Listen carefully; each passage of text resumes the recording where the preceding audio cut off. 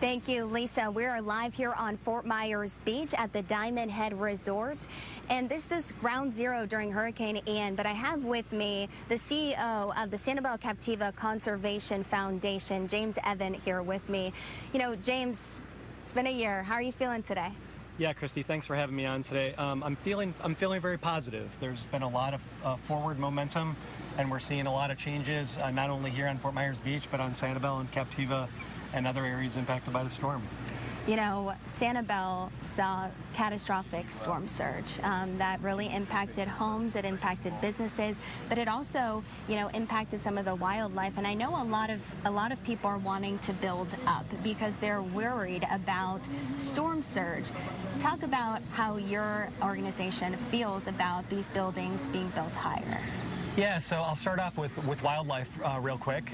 Right after the storm, you know, we had a lot of questions and concerns from not only our residents, but people in the communities, you know, off island, asking what happened to the wildlife. You know, your barrier islands in the middle of the Gulf of Mexico, you had 15 feet of storm surge. What happened to the wildlife? And you know, happy to report that shortly after the storm, we put out a call for people to report wildlife to a wildlife portal.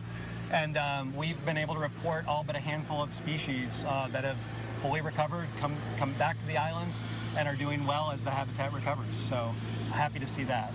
One of those species being our sea turtles. Yeah, sea turtles are doing well. In fact, we've had a record year for the loggerhead sea turtle in particular. But overall, sea turtles are doing really well. And you know, Mother Nature is really very resilient. And if you give her a chance to recover on her own, she will, especially if you provide the habitat and resources that are needed and the protections that are needed. Wildlife can recover pretty quickly.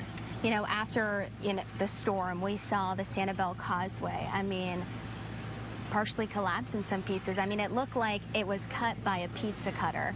And since then, we have seen that causeway been rebuilt, and those causeway islands right there, all that sand, it became home to some species.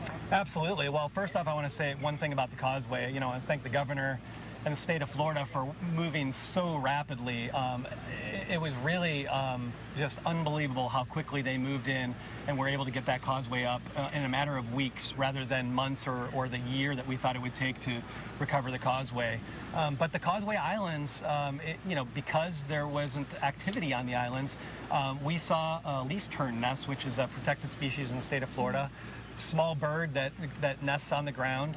Actually nest on the causeway for the first time in over, I believe it was 30 years. So, you know, again, you know, these natural disturbances are natural, and a lot of our ecosystems have adapted over, you know, long periods of time. And if you give the wildlife a chance, it will do just fine. You know, it's beautiful to see that wildlife, you know, come back to our island. What have you learned, you know, in this last year after the storm? Yeah, so what I've learned is that our communities are very resilient, and the Sanibel plan, which really puts wildlife and wildlife habitat at the top of the community's hierarchy of values, it's a plan that works. And we know that by reducing our footprint and our impact on the environment, less is really more, less development, more wildlife habitat, more protections, more enjoyment by the public. We know that works, and you know, our community has really been fighting to protect the special, you know, place that we have on Sanibel and Captiva Islands, and that's why we're really closely following some of the land development code changes and things that are taking place here regionally. Well, thank you so much, James, for coming out here and being with us.